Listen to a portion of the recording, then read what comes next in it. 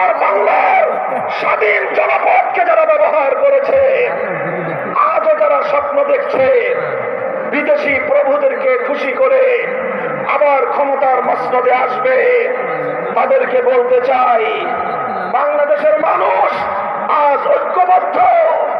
বাংলার মানুষ আজ রাজপথে অবস্থান নিয়েছে।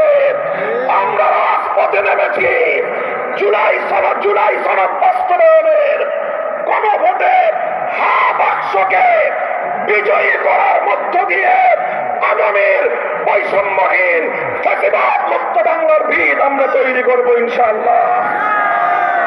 আপনারা সকলে ঘরে ঘরে দাওয়াত পৌঁছে দিবেন। দলীয় প্রতীকে নির্বাচনের পাশাপাশি, দলীয় প্রতীকে ভোট দেওয়ার পাশাপাশি গণভোটে বাক্সে ভোট দিতে হবে।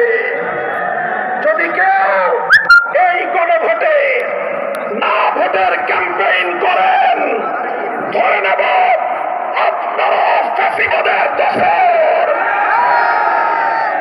ইনশাআল্লাহ আমরা রাজপথে আছি।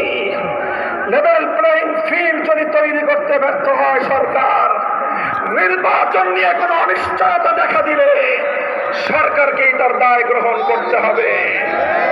সংগ্রামী সাথী ও বন্ধুগণ, এভাবে রাজপথে যে মহান ঐক্য গড়ে উঠেছে, সেই ঐক্যে ৮ দল মহানায় মিলিত হয়েছে। ইনশাআল্লাহ জুলাইপন্থী প্রতিটি রাজনৈতিক পক্ষকে দেশকে ভালোবাসতে হলে আগামী দিনে জুলাই বিপ্লবের চেতনা বাস্তবায়ন করতে হলে আপনাদের এই মোহনায় মিলিত হওয়া ছাড়া বিকল্প কোনো পথ নাই।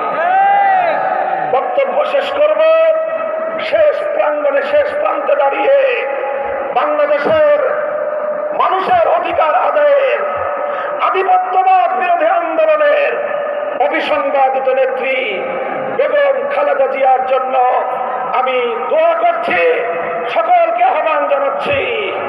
তার জন্য, তার দীর্ঘ হায়াতের জন্য, সুস্থতার জন্য আমরা দোয়া করব। দলীয় সংকীর্ণতার ঊর্ধ্বে উঠে দেশ এবং জাতিকে ভালোবাসতে চাই আমরা। আমাদেরকে বিরোধী পক্ষে ঠেলে দিয়ে আমাদের সঙ্গে যদি কেউ বিরোধ তৈরি করতে আসেন, আমাদের শান্তিপ্রিয় চলার পথে যদি কেউ প্রতিবন্ধকতা তৈরি করতে আসেন, রাজপথে মোকাবেলা করব। এই প্রস্তুত থাকবেন তো? জীবন দিতে হলে জীবন দেব, রক্ত দিতে হলে রক্ত দেব।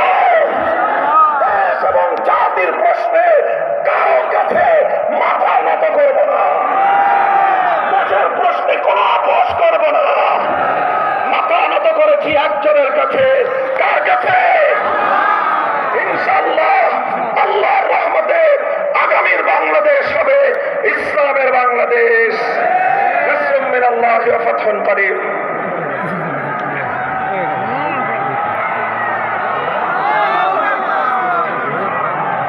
আসসালামু আলাইকুম ওয়া রাহমাতুল্লাহি ওয়া বারাকাতুহু।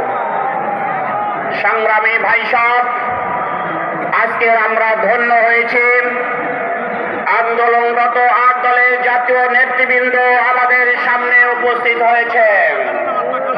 আজকের এই খুলনা বিভাগীয় সমাবেশে প্রধান অতিথির বক্তব্য রাখছেন বিশ্ব বরেণ্য ইসলামী আন্দোলনের অন্যতম সুপার সালাম, আগামী নতুন বাংলাদেশ গড়ার স্বপ্ন দ্রষ্টা, মানবিক নেতা, বাংলাদেশের জামাত ইসলামীর সম্মানিত আমির জনাব ডাক্তার শফিকুর রহমান। ডাক্তার শফিকুর রহমান।